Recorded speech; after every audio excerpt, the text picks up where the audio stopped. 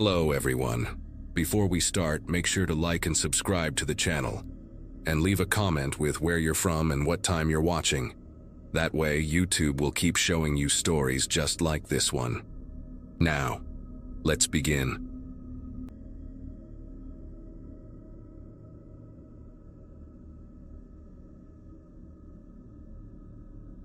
Last Friday night changed everything about how I see crowds, how I trust people in uniform, and why I'll never ignore my gut instinct again. The Riverside Arena downtown was hosting this indie rock show I'd been dying to see for months, and I'd gone alone because my roommate Ashley bailed last minute with a stomach bug. I almost didn't go myself, honestly, but I'd already paid for the ticket and figured why waste it. The venue was packed wall to wall with maybe 3,000 people, all of us crammed into that converted warehouse space that usually felt so intimate and electric. The opening band had just finished their set, and we were all waiting for the main act, this Portland-based group that had been climbing the charts for months. I remember standing near the middle section, close enough to see the stage but with a clear view of the main entrance I'd come through, and I was texting Ashley a photo of the crowd when everything went sideways. The fire alarm was so loud it felt like someone was drilling directly into my eardrums, those industrial sirens that make your whole body tense up instantly. People started looking around confused, some laughing nervously, others pulling out their phones to record what they thought was probably a prank or malfunction. Then these security guards appeared, but not the usual guys I recognized from previous shows. These were different, wearing black uniforms with reflective vests, moving through the crowd with this urgent, almost aggressive energy. They were shouting over the alarm, waving flashlights even though the house lights were still on, directing everyone away from the main entrance and toward the back of the venue. "Emergency evacuation, move to the rear exit, stay calm but move quickly," they kept repeating, their voices sharp and commanding. My 32 years of going to concerts had taught me where all the exits usually were in these venues, but I'd never seen security push everyone toward the back maintenance areas before. The crowd started shifting like a massive wave, bodies pressing together as everyone began moving in the same direction, and I felt myself getting swept along even though something in my chest was telling me this wasn't right. I caught a glimpse of one of the regular exit signs, the green ones that are always lit up above the side doors, pointing left toward what I knew was a proper fire exit that led straight to the parking lot. But these new security guards were herding us right, deeper into the building, toward a section I'd only ever seen venue staff use. The woman next to me, maybe college age with bright purple hair and a nose ring, grabbed my arm for balance as we got pushed forward, and I heard her ask one of the guards why we weren't using the normal exits. He didn't even look at her, just kept shouting, "Keep moving, emergency protocol, rear exit only," like he was some kind of recording on loop. The smell back there was different too. Not the usual mix of beer and sweat from the concert floor, but something stale and metallic, like old pipes and dust that hadn't been disturbed in years. We were being funneled into this narrow corridor with concrete walls, maybe 8 feet wide, and the temperature dropped noticeably as soon as we passed through the doorway. The further we went, the quieter the fire alarm became, muffled by the concrete and distance, which made no sense because shouldn't we be heading outside where it would be louder? I tried to stop, to turn around and push back through the crowd, but there were too many people behind me, all pressing forward with that mindless urgency that takes over in emergencies. The security guards had positioned themselves along the walls every 20 feet or so, their flashlights creating these harsh circles of light in what was becoming an increasingly dim space. The overhead fluorescents were spaced too far apart, leaving long stretches of shadow between them, and I noticed some weren't even working, just dark fixtures covered in years of grime. Someone's phone flashlight swept across the ceiling and I saw exposed pipes, some wrapped in what looked like ancient insulation, and water stains that spread out like diseased flowers across the concrete. The purple-haired girl was still next to me, and I heard her whisper to her boyfriend that this didn't feel like any evacuation route she'd ever seen, and he pulled her closer, his jaw tight with the same unease I was feeling in my bones. We must have been walking for 5 minutes, though it felt like hours, when the corridor took a sharp turn to the left and suddenly split into two passages. The security guards were directing people into both, splitting the crowd seemingly at random, and I watched as the purple-haired girl and her boyfriend got pushed into the left passage, while I got swept into the right. The panic really started to set in then, because fire evacuations don't work like this. They don't separate people, they don't take you deeper underground, and they definitely don't last this long. I could hear voices echoing from the other passage, getting fainter, and our group of maybe 300 people kept moving forward into what was becoming a maze of service tunnels. The walls were sweating now, beads of moisture running down the concrete like the building itself was nervous, and the air tasted wrong, recycled and thick like we were running out of oxygen. A man ahead of me tried to stop and ask one of the guards where exactly this exit was supposed to be, and the guard just pushed him forward, hard, causing him to stumble into the people in front of him. That's when I noticed their faces. The guards, I mean. Under those reflective vests and black uniforms, they all looked wrong somehow, like their features were too similar, too vacant, as if someone had hired a bunch of mannequins and taught them only 3 phrases to repeat. None of them were sweating despite the panic. None of them looked concerned about the supposed fire, and when one turned his flashlight toward his own face for a second, I saw his eyes were completely dilated, black pools that reflected nothing. My phone still had signal, barely 1 bar, and I tried to call 911, but the call wouldn't connect. Just gave me this weird, busy signal I'd never heard before, like static mixed with something breathing. Others were having the same problem. I could see them holding their phones up, trying to get signal, their faces lit by screens showing emergency calls only or no service, even though we were still technically inside the city, inside a building that normally had perfect reception. The corridor narrowed again, forcing us to walk almost single file, and I felt the walls with my fingertips. They were cold and damp and seemed to pulse with some kind of vibration, like there was machinery running somewhere behind them. People were starting to panic openly now, some crying, others shouting that they wanted to go back, but the guards just kept pushing us forward with this mechanical persistence that made my stomach churn. A woman in front of me, wearing a vintage band t-shirt and mom jeans, suddenly stopped and tried to turn around, screaming that her daughter was in the other group, that she needed to find her daughter. 2 guards grabbed her arms and literally carried her forward while she kicked and screamed, and the rest of us just watched, too shocked or too scared to intervene. The corridor started sloping downward, gradual at first but then steeper, and I could hear water dripping somewhere in the darkness ahead, each drop echoing like a countdown to something terrible. My feet were starting to hurt from walking on the uneven concrete, and I realized we must have covered at least half a mile underground by now, maybe more, going deeper and deeper into what couldn't possibly be part of the original building structure. The air was getting thicker, harder to breathe, and people were starting to cough, that dry hacking sound that comes from bad air and fear combined.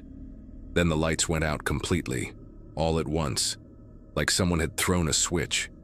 The darkness was so absolute it felt like a physical weight pressing against my eyes, and the screaming started immediately, people pushing and shoving in pure animal panic. The guards' flashlights came on, but instead of helping, they made everything worse, the beams cutting through the darkness in sharp, disorienting angles that turned the crowd into a writhing mass of shadows and terrified faces.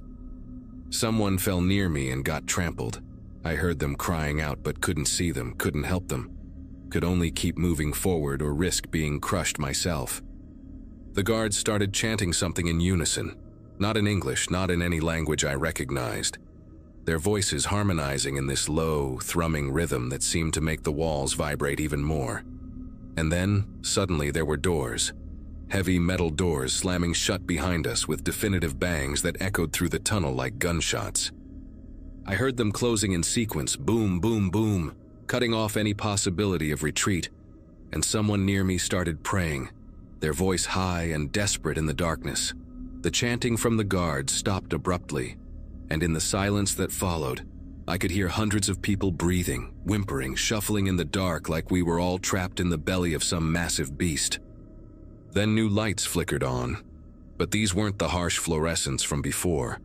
They were red emergency lights that bathed everything in this hellish glow that made everyone look like they were already covered in blood. We were in a large room now, maybe the size of a gymnasium, with concrete walls and a ceiling so high it disappeared into shadows. Metal folding chairs were arranged in perfect rows facing a small raised platform at the far end, and the guards were directing people to sit, their movements still mechanical, still wrong. But here's the thing that made my brain refuse to process what I was seeing. There were already people sitting in some of the chairs, completely still, facing forward, not turning to look at us newcomers even as we filed in crying and terrified. They wore regular clothes, jeans, and t-shirts and sneakers, but they sat with this unnatural stillness that made them look more like props than people. I tried to resist, to stay standing, but a guard's hand clamped down on my shoulder with crushing force and pushed me into a chair in the middle section. The metal was ice cold through my jeans, and I noticed there were straps attached to the armrests and legs, though they weren't fastened yet. The woman next to me, different from before, maybe in her 40s with graying hair and a ponytail, grabbed my hand and squeezed so hard I thought she might break my fingers. "This isn't real. This can't be real," she kept repeating, but we both knew it was. On the platform, a man appeared wearing a pristine white suit that seemed to glow under the red lights, his face obscured by shadows except for his mouth, which was stretched into this too-wide smile that showed too many teeth. He raised his arms like a conductor about to begin a symphony, and the guards all stepped back against the walls in perfect synchronization. "Welcome," he said, his voice carrying impossibly well in the large space, seeming to come from everywhere at once, "to recruitment." My blood turned to ice water in my veins as I finally understood. This wasn't an evacuation, wasn't a kidnapping in any traditional sense, but something much worse. Something organized and planned and executed with terrifying precision. The man in white began speaking about purposes and positions, about how we'd been selected from specific demographic markers and psychological profiles built from our social media, our purchasing habits, our predictable Friday night routines. His words washed over me in waves of nonsense about corporate expansion and human resources and market optimization, but delivered with this evangelical fervor that made it sound like he was describing something holy. Behind him, a projection appeared on the wall showing logos I didn't recognize.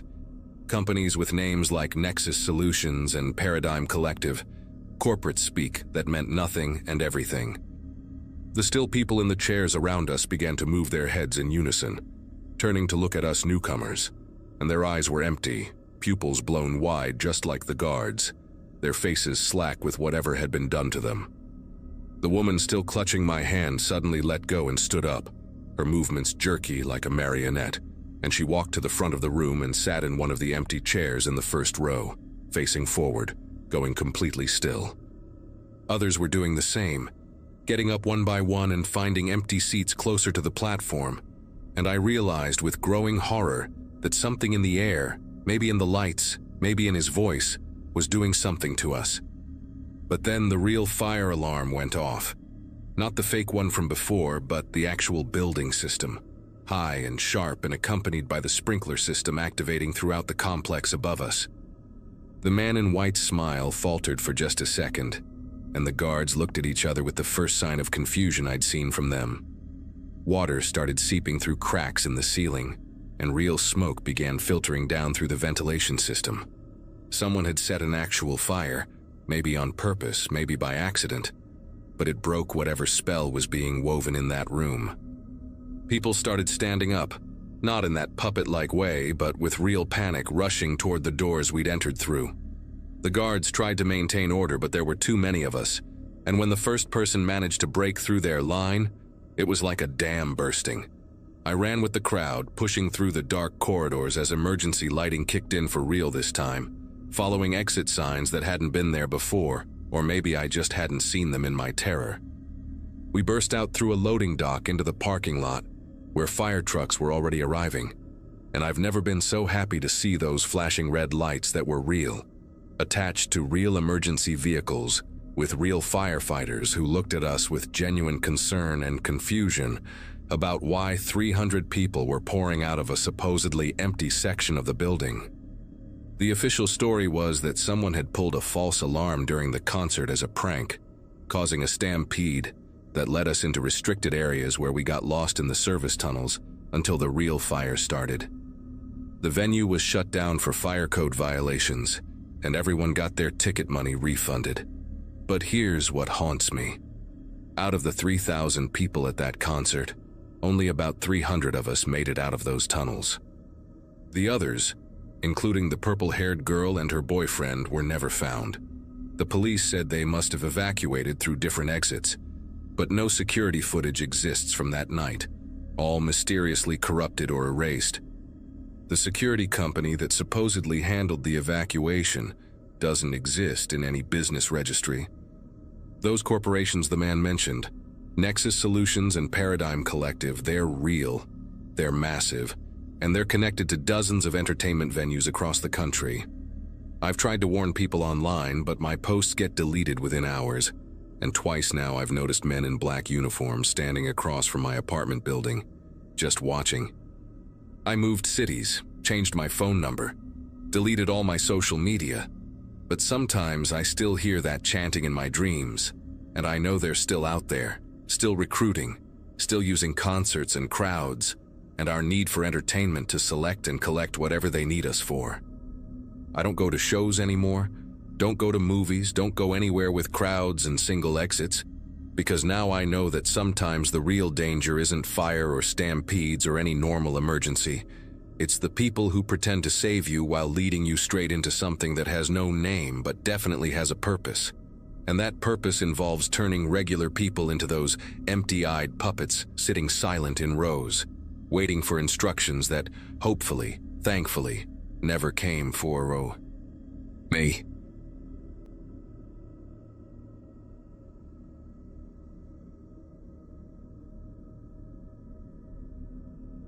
The night everything went wrong started just like any other Friday evening, delivering packages for one of those big companies everyone knows.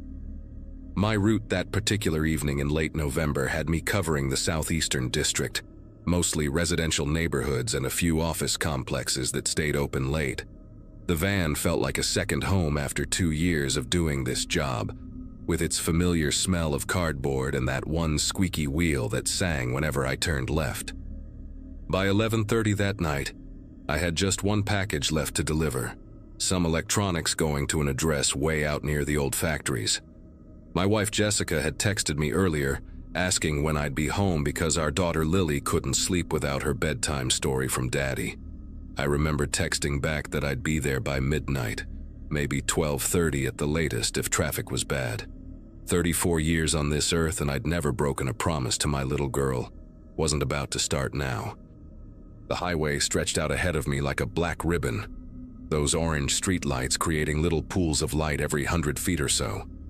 My usual exit, Cranbrook Road, would take me straight home in about 20 minutes, but somehow in my exhaustion and with my mind on Lily's bedtime story, I completely missed it. Didn't even realize until I saw the sign for Millwater Junction, which meant I'd gone about 3 miles too far. No big deal though, or at least that's what I thought at the time. The GPS on my phone showed a route through the industrial district that would actually shave off 5 minutes from my usual drive home. It looked simple enough on the screen, just a series of right turns through what used to be the manufacturing heart of our city, before most of the factories shut down in the early 2000s. The area wasn't completely abandoned. Some warehouses still operated during day shifts, but at this hour on a Friday night, it would be empty except for maybe a security guard or two doing rounds. The first 10 minutes went fine, just me and the hum of the van's engine echoing off the corrugated metal walls of abandoned buildings. Then the GPS started acting up, the little blue dot that represented my position jumping around the map like it couldn't figure out where I was. The signal bars dropped from 4 to 2, then to 1, and finally that dreaded message popped up. GPS signal lost. Searching for connection. Great, just great. I pulled over next to what looked like an old textile factory, its windows all boarded up except for a few on the third floor where the plywood had fallen off, leaving black holes that stared down at the street. The area was darker than I expected, with most of the streetlights either broken or just never replaced when they burned out. My headlights cut through the darkness, illuminating nothing but empty loading docks and rusted chain-link fences topped with razor wire that had gone brown with age. That's when I noticed him, standing next to a white panel truck about 50 feet ahead of where I'd stopped. The guy wasn't doing anything particularly strange, just standing there having a smoke, but finding anyone out here at this hour made me pause for a second. He wore dark work clothes, maybe navy blue or black, hard to tell in the dim light from the one functioning street light near his truck. As I sat there trying to get my phone to reconnect, he noticed me and started walking over with this casual, unhurried pace. Something about the way he moved reminded me of my Uncle Frank, who worked construction his whole life and had that same deliberate way of walking, like every step was planned out in advance. When he got close enough, I rolled down my window halfway, keeping the engine running just in case. He had one of those faces that could have been anywhere from 45 to 60, weathered and lined but not necessarily old, with gray stubble covering his jaw and deep-set eyes that caught the light from my dashboard. "Lost?" he asked, his voice raspy like he'd been smoking for decades, which, judging by the cigarette between his fingers, he probably had. I explained about missing my exit and how my GPS had died right when I needed it most. Asked if he knew how to get back to the main highway from here. He scratched his stubble and looked down the street ahead of us, then back the way I'd come, taking his time like he was doing complex math in his head. "Yeah, I know these streets like the back of my hand," he said, flicking his cigarette into the gutter where it landed in a small shower of orange sparks. "Been working this area for 15 years, doing night maintenance on the equipment they left behind when the factories closed. Your best bet is actually forward, not back. If you try to reverse course now, you'll hit all the one-way streets they put in for the morning delivery trucks." He gestured toward my van with a hand that had 2 fingers wrapped in dirty medical tape. "Tell you what, it's complicated to explain, but I can show you. My shift just ended anyway, and I live right near where you need to go." Before I could really think it through, before I could weigh the pros and cons like Jessica always said I should do more often, he was already walking around to the passenger side. The door handle clicked and suddenly he was settling into the seat next to me, bringing with him the smell of machine oil and stale tobacco. "Name's Carl," he said, buckling his seatbelt with those taped-up fingers like this was the most normal thing in the world. "Just head straight for now. I'll tell you when to turn." My gut did this little twist. Not quite fear, but definitely unease. The kind of feeling you get when you realize you've made a decision you can't easily take back. But what was I going to do? Tell him to get out? The guy was just trying to help, and I really did need directions. I put the van in drive and started forward, noticing in my peripheral vision how he was looking around the interior of the van, taking in all the packages in the back, the delivery scanner in its holster, my phone mounted on the dashboard still showing that useless searching for signal message. We drove for about 3 minutes in relative silence, just the sound of the engine and the occasional direction from Carl. "Left here," he'd say, or "keep straight through this intersection." The streets got progressively narrower, and I noticed we hadn't passed a single working streetlight in the last minute.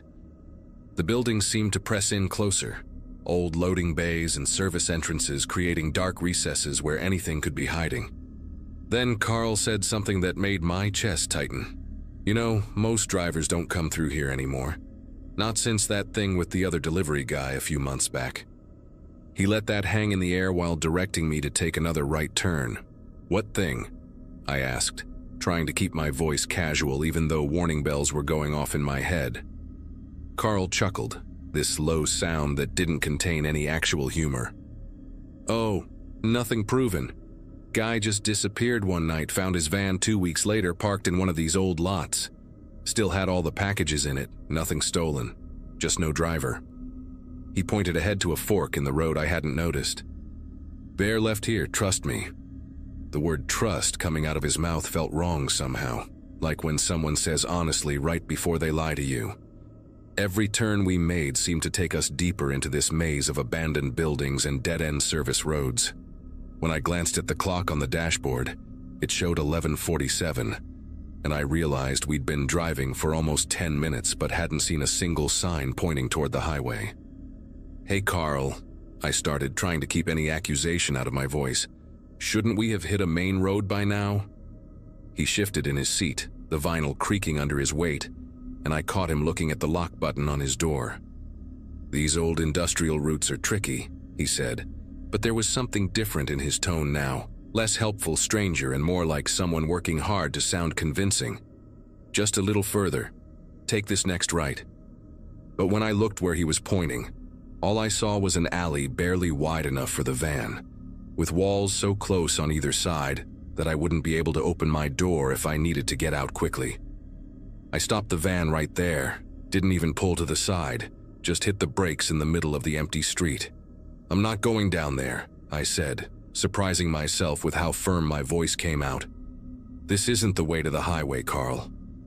Where are you really taking me?" The friendly mask he'd been wearing slipped for just a second, and I saw something else underneath, something that made every muscle in my body go tense. He recovered quickly, though, putting on this wounded expression like I'd hurt his feelings. "Hey now, I'm just trying to help here. This is the shortcut, I promise. My brother actually owns a warehouse just past this alley. We can cut straight through his lot and you'll pop out right by the on-ramp." His hand moved to his pocket, and I heard the distinctive jingle of keys. "Matter of fact, I've got the keys right here. Come on, your little girl is waiting for you, right? Didn't you say something about a bedtime story?" The fact that he remembered that detail, that he'd been paying that close attention to what I'd said earlier, sent ice through my veins. That's when I made my decision. I threw the van in reverse and started backing up fast, probably faster than was safe, but I didn't care anymore. Carl's whole demeanor changed instantly, his hand shooting out to grab the wheel. "What are you doing?" he shouted. But it wasn't a question, it was a demand. I yanked the wheel hard to the left while still in reverse, causing Carl to lose his balance and slam against the passenger door. "Get out!" I yelled, hitting the brakes again. "Get out of my van right now!" But instead of reaching for the door handle, he lunged across the center console, trying to grab the keys from the ignition. We struggled for a few seconds that felt like hours, him trying to turn off the engine while I fought to keep his hands away. His taped fingers were stronger than they looked, and I could smell his breath sour and hot as he pressed closer. Then my hand found the delivery scanner in its holster, the heavy handheld device we use to scan packages, and without thinking, I swung it as hard as I could against the side of his head. The scanner connected with a dull thud, and Carl jerked back, his hand going to his temple where a cut had opened up, blood already starting to seep between his fingers. For a moment, we just stared at each other, both breathing hard, and then he smiled. Not a normal smile, but this slow, knowing thing that made me want to hit him again. "You have no idea where you are, do you?" he said, his voice calm despite the blood now running down the side of his face. "Good luck finding your way out." Then he opened the door and stepped out into the darkness, but he didn't run or stumble. He just walked calmly back the way we'd come, whistling something tuneless that echoed off the empty buildings. I slammed my hand on the door locks the second he was out, then sat there for a moment trying to stop shaking, trying to think. My phone still had no signal, the GPS was still dead, and now I was even more lost than before. Worse, Carl knew exactly where I was, and he didn't seem worried about me getting away.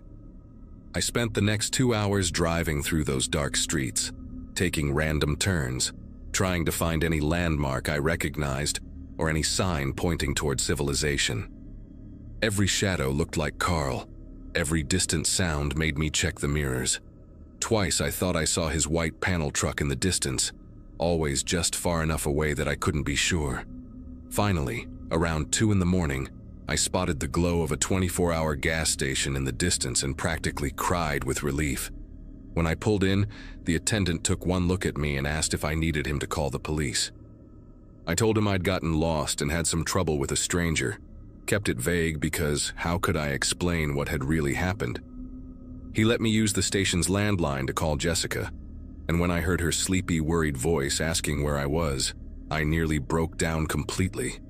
The police took a report, but when I tried to describe where everything had happened, I realized I had no idea.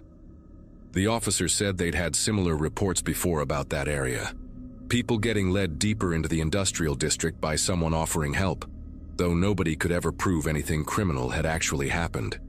They never found Carl or his truck, if that was even his real name. I quit the delivery job 3 weeks later. Couldn't handle driving those late-night routes anymore. Every time I passed an industrial area or saw a white panel truck in my mirrors, my heart would start racing. Jessica understood, said she'd rather have me home safe making less money than out there wondering if I'd make it back. Sometimes I search online for news about that area, looking for other drivers with similar stories, and I've found a few scattered posts on trucking forums. Always the same pattern. Helpful stranger knows the area like the back of his hand. Taped fingers leads them deeper until they barely escape. One driver mentioned finding scratches on his van later that spelled out an address, but when he looked it up, it was just an empty lot where a factory burned down in 1987. Another said he went back during daylight with some friends to retrace his route, but the streets didn't match up with what he remembered, like the whole layout had changed. I don't know what Carl wanted that night, whether it was the van, the packages, or something worse. All I know is that when Lily asks me to check her closet for monsters now, I do it thoroughly, because I learned that sometimes the real monsters are just men who smile at you while leading you exactly where you don't want to go.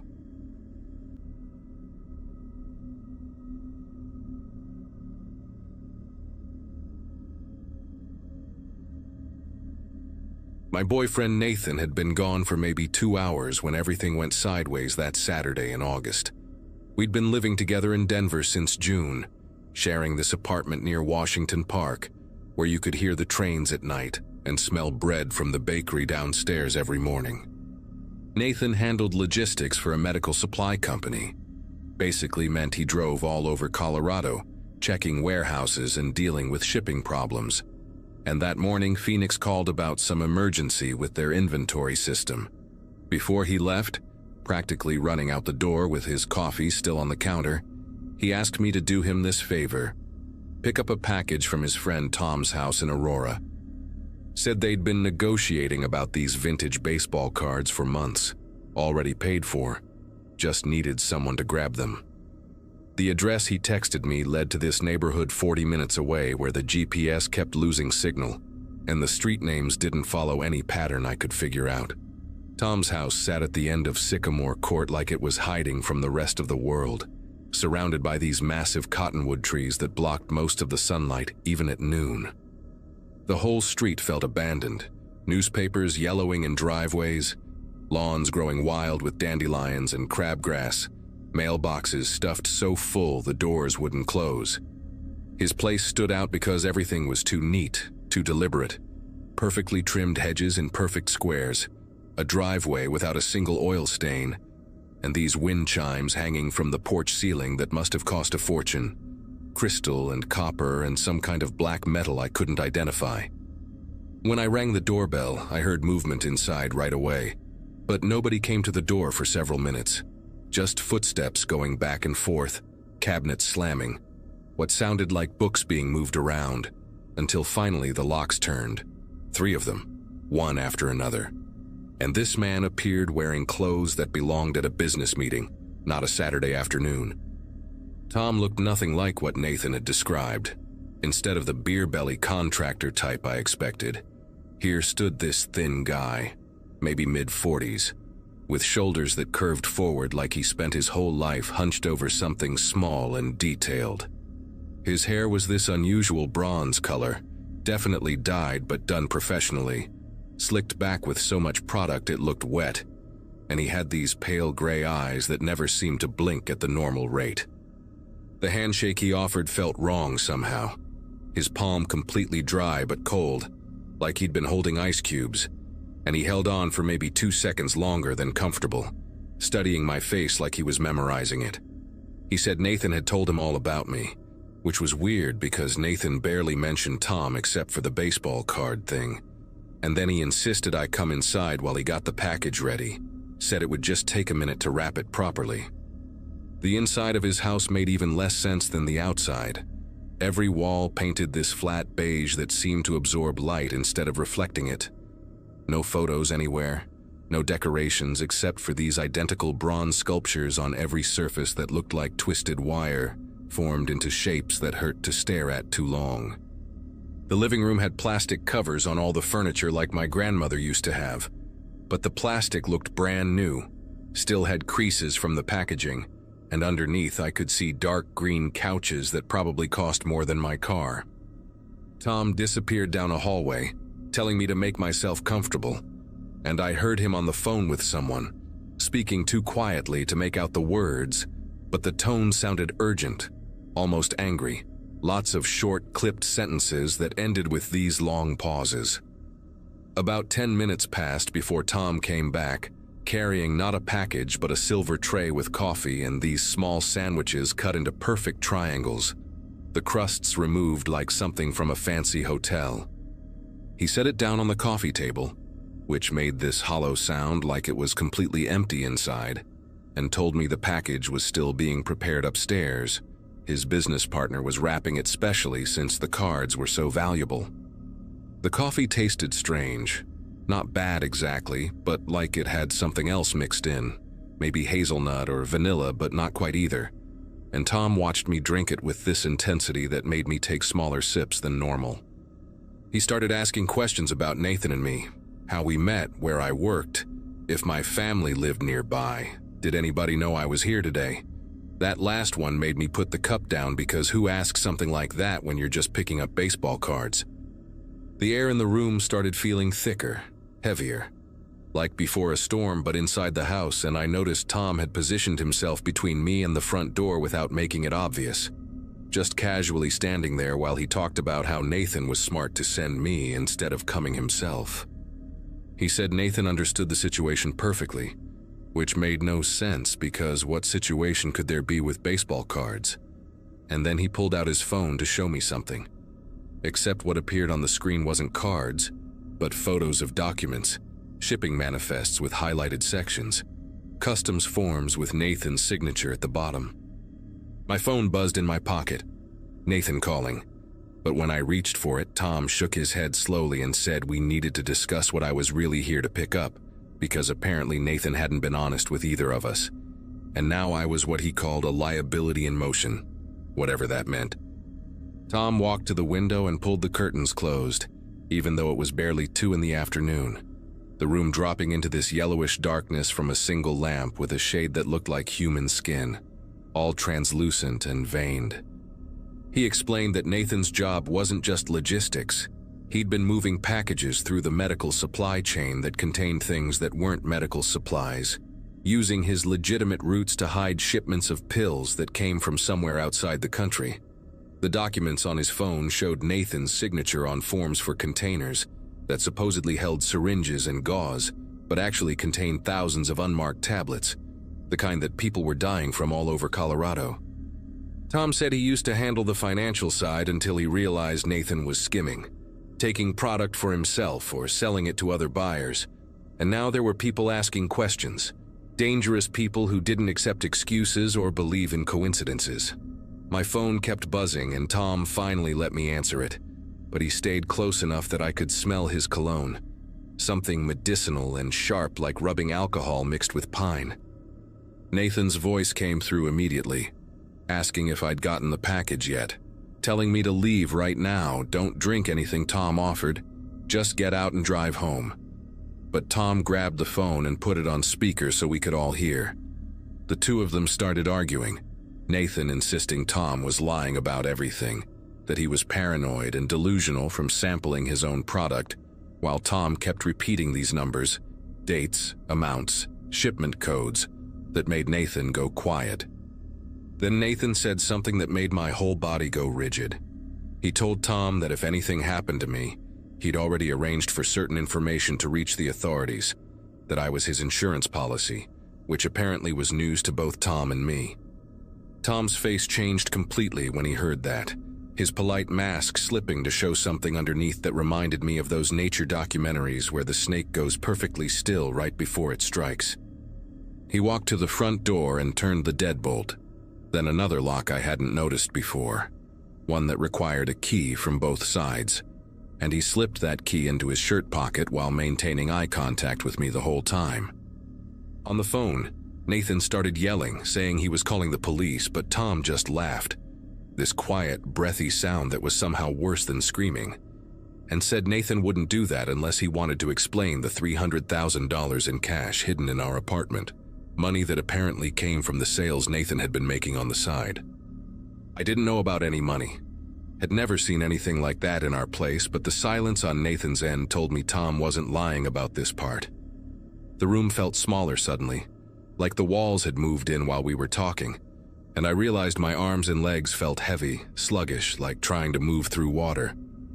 Tom noticed me swaying and guided me to the couch, his grip on my elbow firm but not rough, almost gentle, like a nurse helping a patient, and he explained that the coffee just had a mild sedative, nothing dangerous, just something to keep everyone calm while we sorted this out. Nathan was screaming through the phone now, threatening Tom with names of people I'd never heard, saying they were already on their way, but Tom picked up my phone and hung up, then removed the battery and SIM card with practiced efficiency. He sat across from me in this antique chair that creaked under his weight and pulled out a second phone, started scrolling through messages, showing me conversations between Nathan and buyers, photos of our apartment building, even a picture of me walking to my car from 2 weeks ago that someone had sent to Nathan as what Tom called leverage verification. Tom explained that I had exactly 2 choices. I could take a package back to Nathan, not baseball cards, but a GPS tracker hidden inside what looked like a vintage card box, something that would let Tom's associates know every move Nathan made until they recovered their money. Or I could wait here until Nathan arrived to trade himself for me, which Tom said would happen within the hour based on how desperate he'd sounded. The sedative was wearing off faster than Tom expected, probably because I'd only drunk half the coffee, and I could feel my mind getting sharper even though I kept my body slack, let him think I was still foggy. That's when I noticed something Tom hadn't. A car had pulled up outside, engine still running, and through the gap in the curtains I could see someone sitting in the driver's seat just waiting.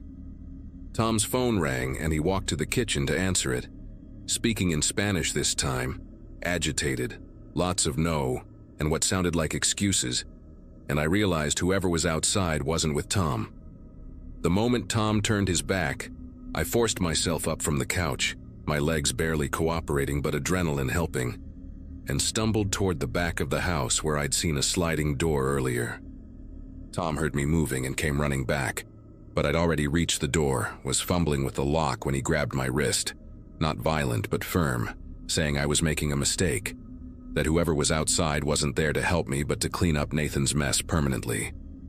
The car door opened outside and someone stepped out, a woman in a business suit carrying what looked like a small metal briefcase, and Tom actually looked scared for the first time, pulling me away from the door and toward the stairs, saying we needed to hide, both of us right now.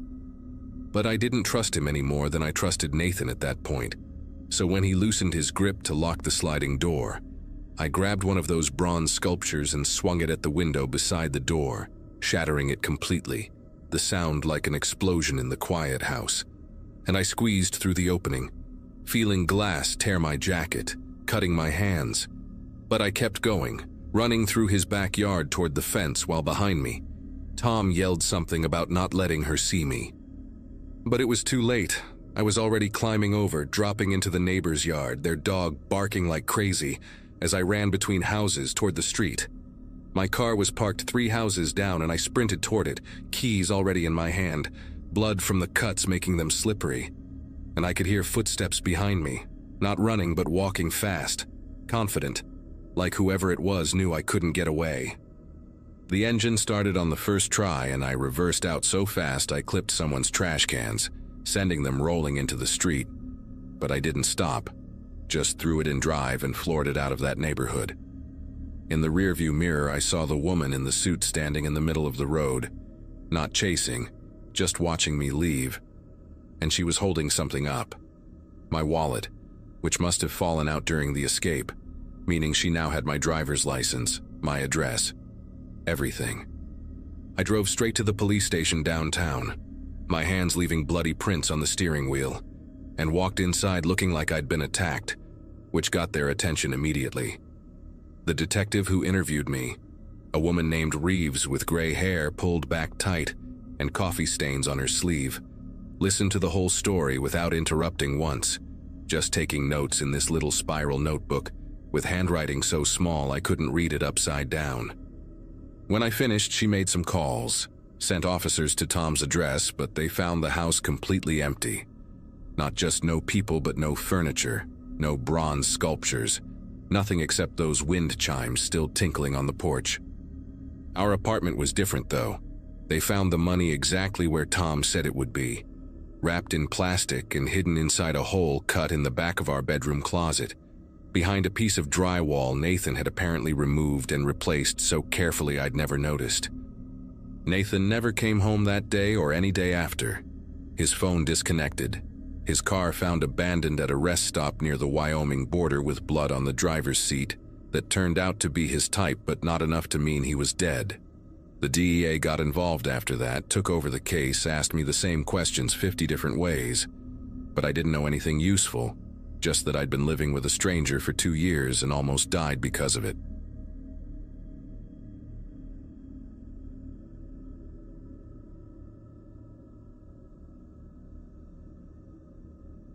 The diesel engine had been humming under me for 19 hours straight when I saw those reflective markers gleaming in the darkness ahead. My frozen food delivery run should have ended 6 hours earlier, but a jackknifed semi near the state line had trapped me and dozens of other trucks in gridlock hell. By the time traffic started moving again, dispatch was screaming through the radio about penalty fees and angry restaurant owners, so stopping at a motel wasn't even an option anymore. Every joint in my body ached from sitting in that worn driver's seat, and the gas station coffee I'd been chugging had stopped working around hour 15. The truck's heater was blasting hot air straight at my face, making my eyes water and blur, turning the empty highway into a river of black asphalt and yellow lines that seemed to breathe and shift in my peripheral vision. That exit ramp appeared through my windshield like a mirage, the curve of it matching what my exhausted brain expected to see after making this run twice a week for the past 3 years. The reflective markers caught my headlights at just the right angle, and my arms moved the steering wheel before my mind could even question whether this was actually my turn.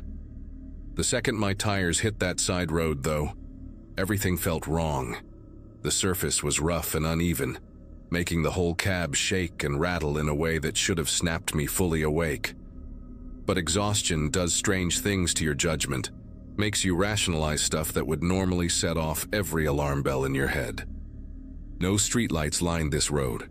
No familiar landmarks appeared in my high beams, just dense walls of pine trees pressing in from both sides like they were trying to swallow the narrow strip of broken pavement. My phone had been charging in the cup holder, and when I grabbed it to check my GPS, the screen showed 0 bars, and the map app just spun endlessly trying to find a signal. The clock on the dashboard read 1:47 a.m., and I'd been driving down this dark road for at least 10 minutes already, way longer than the usual 3-minute stretch from the highway to my neighborhood. Part of me knew I should stop, turn around, get back to the interstate and find the right exit, but another part, the exhausted, stubborn part that just wanted to be home, kept pushing the accelerator. The fuel gauge showed a quarter tank left, enough to drive around lost for a while, but not enough to waste if I really had no idea where I was heading. Every shadow outside the windows looked like it could be hiding a driveway or a street sign, but when my headlights swept across them, there was nothing but more trees and occasionally a rusted guardrail that looked like it hadn't been replaced since the 70s. Then the road started getting narrower, and I mean really narrow, to the point where pine branches were scraping against the side mirrors with this horrible scratching sound that made my teeth hurt. The pavement turned to gravel, then to packed dirt with patches of ice that made the rear of the truck fishtail every few seconds. My breathing got shallow and quick because now I couldn't even attempt a three-point turn if I wanted to. The trees were too close, and the truck was too long. The only option was to keep going forward and hope for a clearing or a driveway wide enough to turn around in. That's when exhaustion hit me like a sledgehammer to the skull, my vision starting to tunnel, my head nodding forward involuntarily. I knew if I didn't stop immediately, I'd either crash into a tree or drive off into a ditch, so when I spotted a slightly wider section of road up ahead, I pulled over as far as I could and threw the truck in park. The plan was just to rest my eyes for 5 minutes, maybe 10 at most, just enough to stop seeing double and get my bearings straight. I cracked the window slightly to let cold air in, hoping it would keep me from falling too deep asleep, then leaned my seat back and closed my eyes. The last thing I remember thinking was how quiet everything was. No traffic sounds, no wind, not even birds or crickets, just this thick silence that pressed against my eardrums. When I opened my eyes again, the dashboard clock showed 4:23 a.m., which meant I'd been out cold for over 2 hours. My neck was stiff as hell, and my mouth tasted like something had died in it. But what really made my chest tighten was realizing the truck wasn't where I'd parked it. Instead of being on that narrow dirt road surrounded by pine trees, I was sitting in front of a 2-story house with peeling white paint and a wraparound porch that looked older than my grandfather. The truck was perfectly parallel, parked along what appeared to be a proper paved driveway, the kind with those neat concrete borders and everything, like someone had carefully maneuvered it into position while I slept. My keys were still in the ignition, the engine was off, and the parking brake was engaged, things I definitely didn't remember doing. But what really made every hair on my arm stand up was the porch light being on, casting this sickly yellow glow over the front door, and there was someone standing behind the screen door, just a dark silhouette that wasn't moving at all. They were just standing there, perfectly still, like they'd been waiting for me to wake up. The worst part was how my truck's headlights were still on, pointing directly at the house, which meant whoever was standing there had been watching me sleep this entire time, probably seeing my face clearly through the windshield while they remained hidden in shadow. My first instinct was to start the engine and get the hell out of there, but when I turned the key, nothing happened, not even that clicking sound you get with a dead battery. The fuel gauge still showed a quarter tank, all the dashboard lights came on normally, but the engine wouldn't even try to turn over. That's when the figure behind the screen door moved for the first time, raising one hand and pressing it flat against the mesh like they were trying to push through it. Even from 40 feet away, I could see their fingers were way too long, each one bent at weird angles like they'd been broken and healed wrong multiple times. Then they knocked, 3 slow, deliberate taps that echoed across the empty yard, and I swear the sound was louder inside the truck than it should have been, like they were knocking directly on my windshield.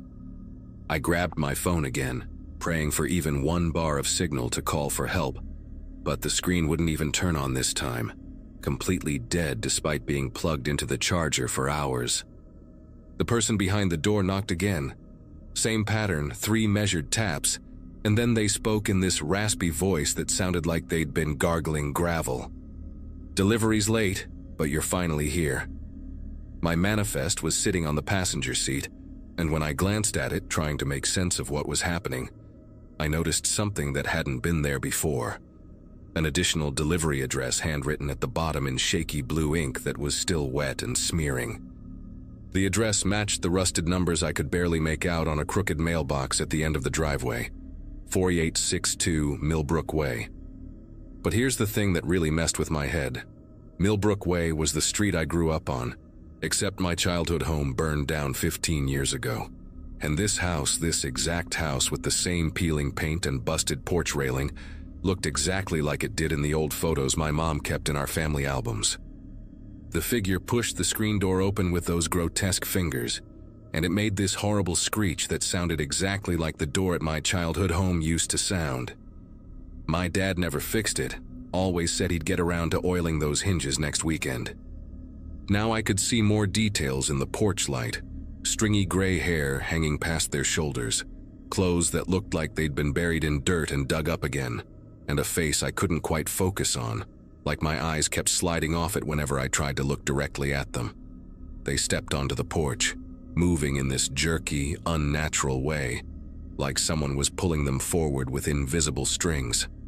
28 years, they said, and my blood turned to ice because that was my exact age. 28 years since you were supposed to make this delivery, and now you're here just like we arranged. My hand fumbled for the door handle, ready to bolt on foot if I had to, but the doors wouldn't unlock. The mechanism just clicked uselessly when I pulled on it. The interior lights started flickering, and in those brief moments of darkness, I could see more figures appearing on the porch, all of them moving with that same puppet-like jerkiness. There were maybe 6 or 7 of them, all wearing clothes from different decades like they'd each been waiting here for years.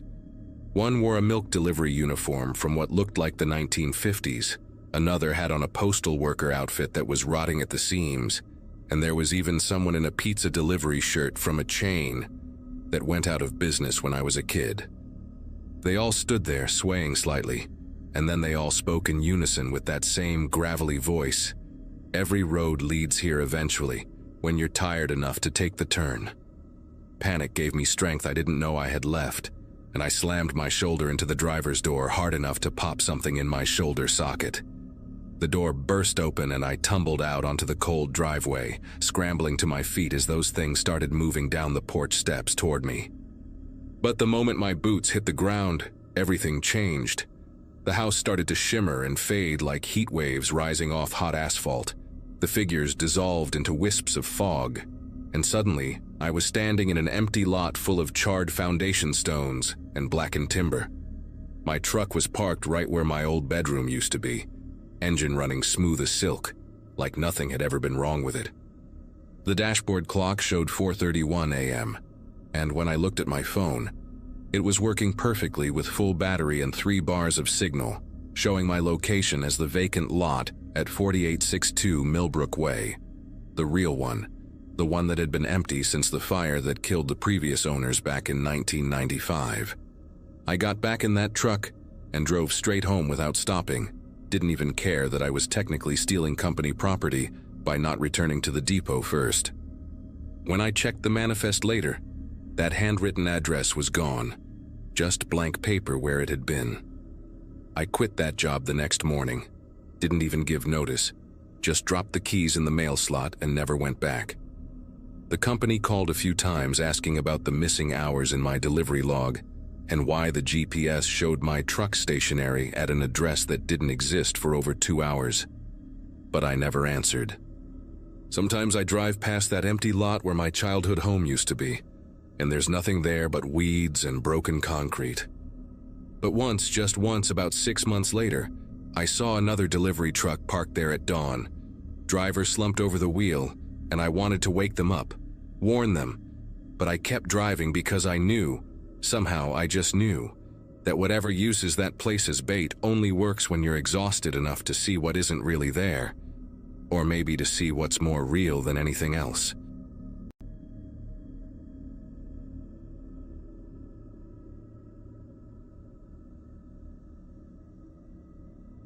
I remember that night with a kind of clarity that feels unfair. Every sound, every color, even the way the air smelled when I stepped out of the bar. It's all still there. I had been laughing louder than usual, trying to seem more relaxed than I really was. It was late, and most of the office crew had already called their rides or booked a car. When I noticed Michael still sitting at the bar, scrolling through his phone, I told him I could take him home. He hesitated just for a second, but I brushed it off with that same stupid confidence people mistake for control. I told everyone I was fine, that I hadn't had much to drink. Michael wasn't just a coworker. He was the kind of person who remembered everyone's coffee order, who stayed late to help when no one asked. We had shared shifts, lunch breaks, and quiet complaints about management. That night he had looked tired, like someone who wanted the week to end already. I think that's why I insisted. Maybe a part of me wanted to feel useful, like I could do something decent for once. I remember the faint hum of the neon sign outside the bar flickering red on his glasses as he finally said, "All right, if you're sure." We took the long way home, not because it was faster, but because someone had mentioned police checkpoints near the main road. I laughed it off, saying it was safer to take the back roads anyway. The truth was, I didn't want to risk it. Pride. That's all it was. The kind of pride that makes you smile when someone questions your judgment, when deep down you know you shouldn't even be holding the keys. The first few miles were quiet. Trees on both sides, the sound of tires against gravel, and Michael talking softly about a podcast he had been listening to. I can't even remember the name of it now. Then came the curve. It's strange how a single stretch of road can live inside your head forever. Wasn't sharp, not even dangerous in daylight. But that night the air was damp, the asphalt dark and slick. I remember the headlights catching something reflective, maybe a road sign, maybe a puddle. And for a second my hands tightened on the wheel. The car drifted, just a little, enough for me to overcorrect. The sound of the tires losing grip was followed by silence so sudden it didn't make sense. Then the world folded in on itself. Metal, glass, and something I can never unhear. When I opened my eyes, everything was wrong.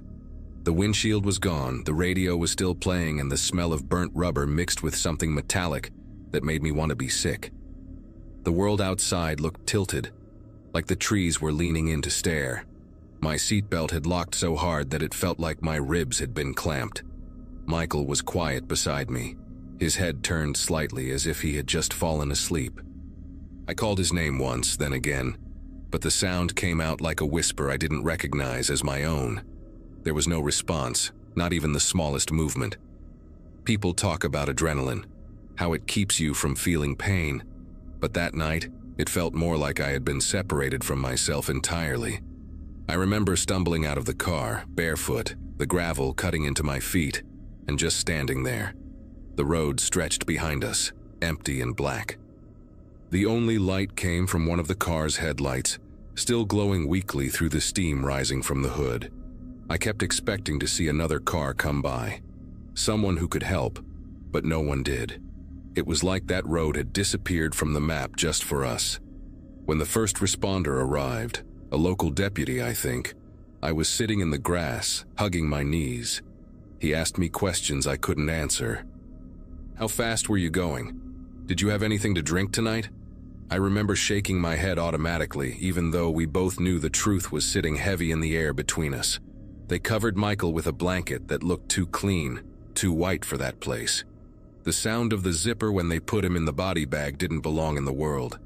It shouldn't have existed. The next days blurred together like a punishment. Hospital lights, paperwork, the smell of antiseptic that clung to everything. My parents showed up, their faces caught between anger and worry. But I couldn't look at them for long. When the officer came to tell me about the charge, vehicular manslaughter, I didn't even react. I remember staring at his badge and thinking how polished it looked, how it reflected the ceiling light in this neat little circle. I had killed someone, and I was noticing reflections. That realization hit harder than any word they said afterward. Court hearings became a rhythm I couldn't escape. Every appearance felt the same. The hum of fluorescent lights, the shuffle of papers, the quiet coughs echoing through the room. I avoided Michael's family every time they were there. His mother once glanced in my direction, and I looked away so fast it hurt my neck. There are no words that can fix something like that. The prosecution didn't need to exaggerate anything. My own choices were evidence enough. When the judge read the sentence, community service, license revoked, probation, I knew I had gotten a mercy I didn't deserve. Life after the trial felt quieter in the wrong ways. Friends stopped calling. Co-workers avoided eye contact when I returned to the office. The empty chair where Michael used to sit was replaced within a week, but I couldn't forget how his coffee mug had a small chip near the handle. It was ridiculous, the things that stuck. I sold my car, moved to a smaller apartment, and started taking the bus. Every time I heard tires screech, even from blocks away, my body reacted before my mind could tell me it was nothing. Nights were the worst. Dreams that ended in that same curve, that same sound of metal folding in on itself. Therapy helped in pieces. My counselor said I needed to forgive myself eventually. But I don't think forgiveness works like that. It isn't something you earn by being sorry enough or by surviving long enough. Some mornings, I drive to the memorial Michael's family built by the road, a small wooden cross, flowers that change with the seasons, and sometimes a photo that fades in the sun. I sit there in silence until the air grows heavy. The world keeps moving, but that stretch of road never does. It feels stuck in the same second, waiting for something that already happened. I do not drink anymore. I do not drive either, not even short distances. People tell me I should try again, that it has been years, but I cannot. Every decision since that night has been about preventing another one like it. Maybe that is what living with guilt really means. Not a single haunting moment, but a constant negotiation with yourself to never forget why it happened. I do not expect peace, and maybe I do not deserve it. But I still visit that road, and sometimes, when I stand there long enough, I whisper his name, just to remind the world that he mattered.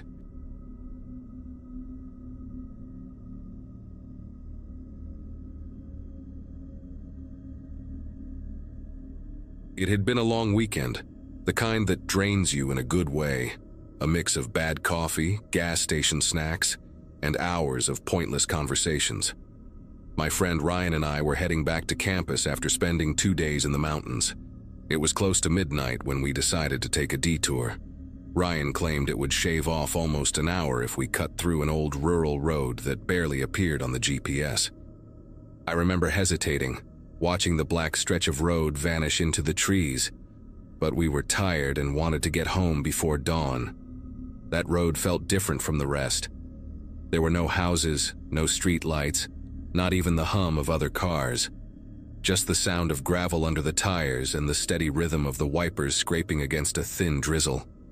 The dashboard light painted Ryan's face in a strange green hue, making him look older, worn out.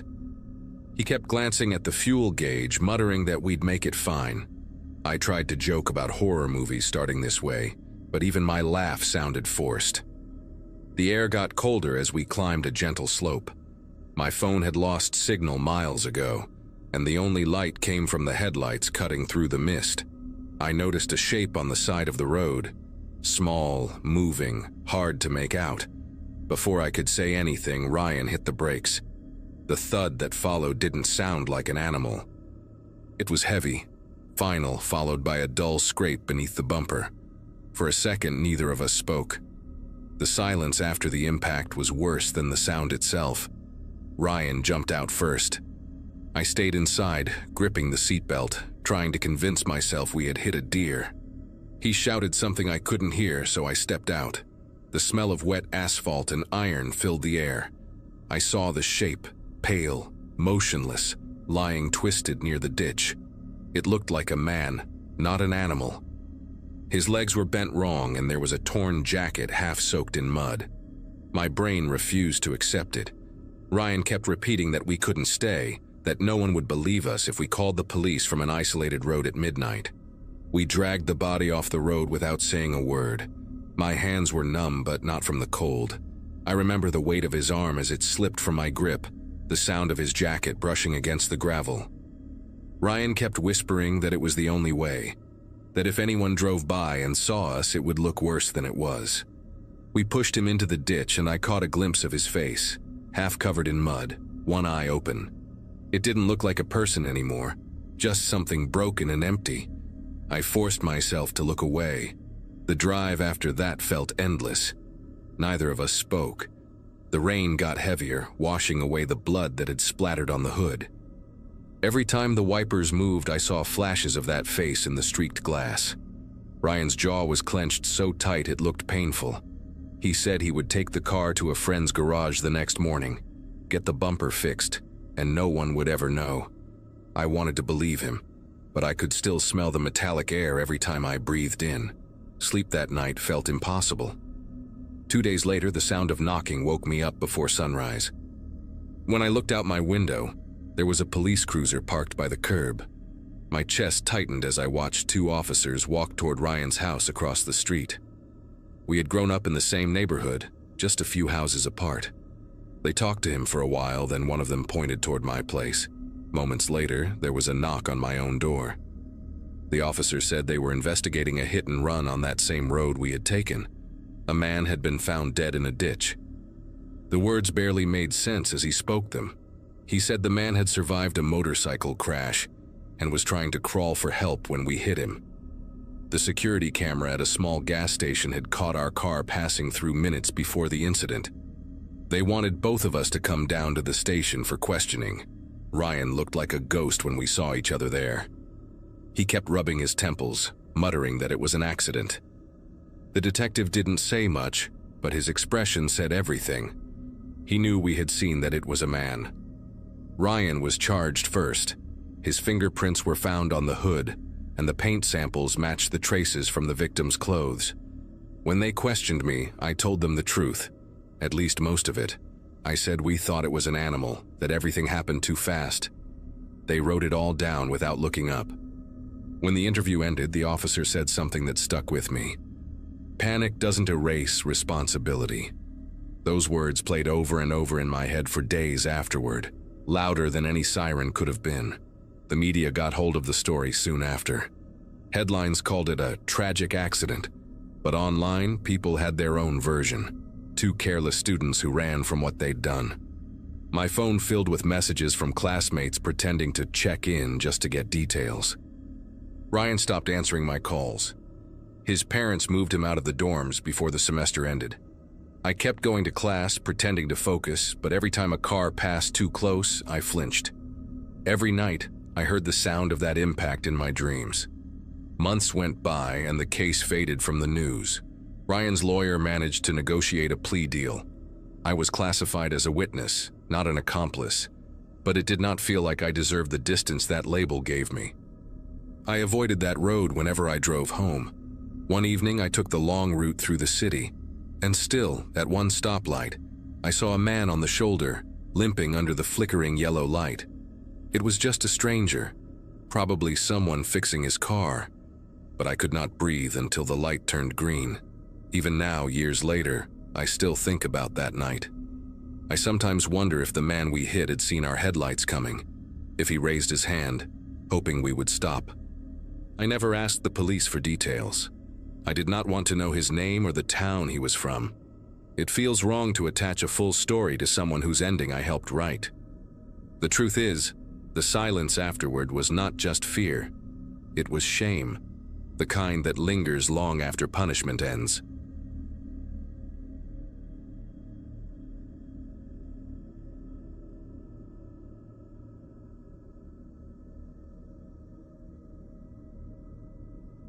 Living by yourself at 26 comes with its own set of rules, especially when you're a freelance photographer who keeps odd hours and forgets things constantly. The little brick duplex on Birch Avenue had been my sanctuary for almost 2 years, tucked away in a quiet neighborhood where the biggest excitement was usually someone's cat getting stuck on a roof. My landlord, an elderly man named Harold, lived 3 states away and basically let me do whatever I wanted as long as the rent came on time. The spare key under the ceramic frog planter by my front door had been my safety net since my college dorm days, a habit I carried with me through 3 different apartments because I'd locked myself out more times than I care to admit. That Friday in October started like any other, except for the weather turning nasty around lunch. The rain came down in sheets while I was shooting an outdoor wedding that got moved inside last minute, leaving everyone stressed and me soaking wet despite my umbrella. By the time I got home around 9 that evening, my fingers were so numb I could barely grip my actual key. The porch light was already on, which seemed odd since I specifically remembered turning it off that morning to save electricity. When I turned the doorknob, it opened without resistance. The door was completely unlocked. My first thought was annoyance at myself because this wasn't the first time I'd rushed out and forgotten to lock up properly, though usually I at least remembered doing it. The house felt different the moment I stepped inside, like the air pressure had changed, or someone had rearranged the molecules in the space while I was gone. The living room lamp was on, the one with the finicky switch that you had to jiggle just right to make it work, casting long shadows across my photography equipment stacked in the corner. My laptop was still on the coffee table, but it was closed now, and I distinctly remembered leaving it open with my editing software running because I'd planned to finish touching up those engagement photos tonight. The throw pillows on my couch were perfectly arranged, which was bizarre because I never bothered fixing them, just left them however they landed when I got up. Even my coffee mug from the morning was cleaned and sitting in the dish rack, and I definitely hadn't washed it. My cat Phantom usually came running the second I walked through the door, meowing like I'd abandoned him for years instead of hours. But tonight I found him crouched under the dining table, his yellow eyes wide and his black fur standing up along his spine like he'd been electrocuted. When I reached for him, he hissed at me, before darting upstairs. In the 2 years since I'd adopted him from the shelter, he'd never acted like that, not even when the vet had to give him shots. The rain kept hammering against the windows, and somewhere in the house I heard what sounded like footsteps above me, but I told myself it was just water in the gutters or the old pipes doing their thing. The kitchen was where things got really weird.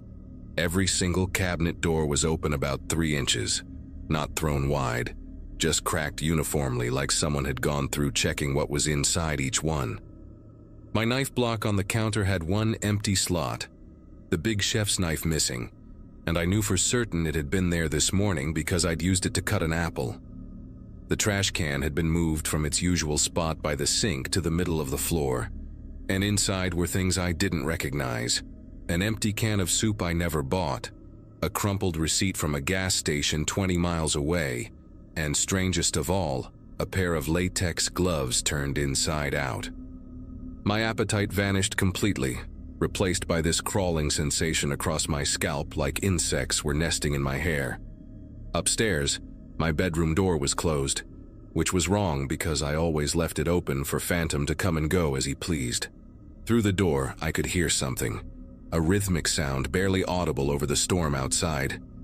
It took me a full minute standing there in the hallway, my ear almost pressed against the wood, to realize what it was. Breathing. Slow, deep breathing, like someone sleeping or trying very hard to stay calm. My rational brain kept insisting it had to be the wind or the house settling, but my body knew better. Every muscle in my legs was screaming at me to run, to get out of the house right now, but I couldn't move.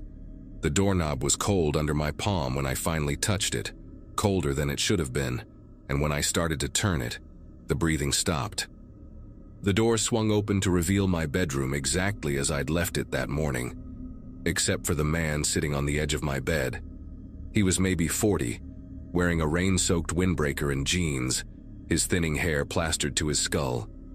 His shoes had left wet prints across my carpet, creating a trail from the window to the bed. In his lap was my missing chef's knife, and he was running his thumb along the blade's edge with the practiced motion of someone who'd done it 1,000 times before. When he looked up at me, his eyes were the pale blue of winter ice, completely empty of any emotion I could recognize.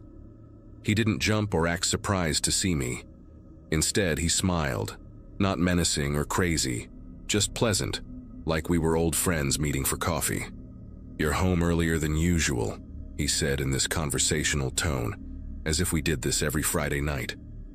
The wedding must have wrapped up quick. That's when it hit me like a physical blow to the chest. He knew where I'd been.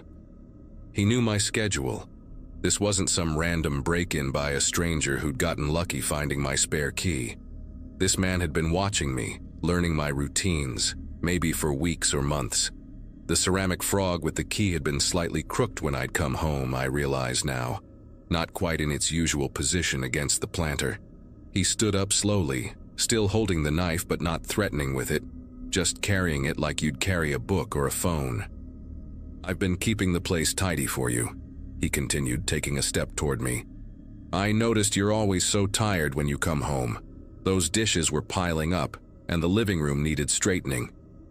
His voice was soft, almost caring, which made everything infinitely worse.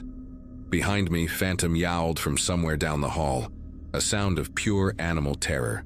My phone was in my back pocket, but reaching for it seemed impossible with him watching me so intently. He must have seen me glance toward the stairs because he shook his head gently, like a parent correcting a child.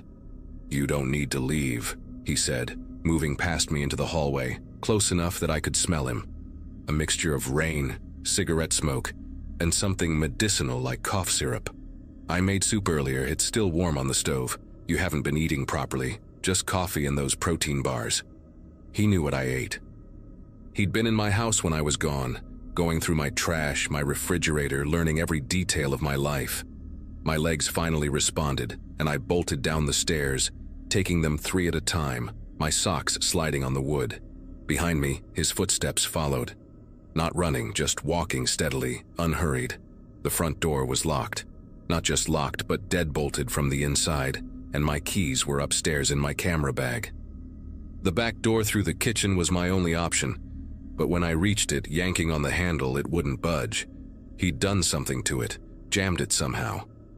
He appeared in the kitchen doorway, still carrying the knife loosely at his side.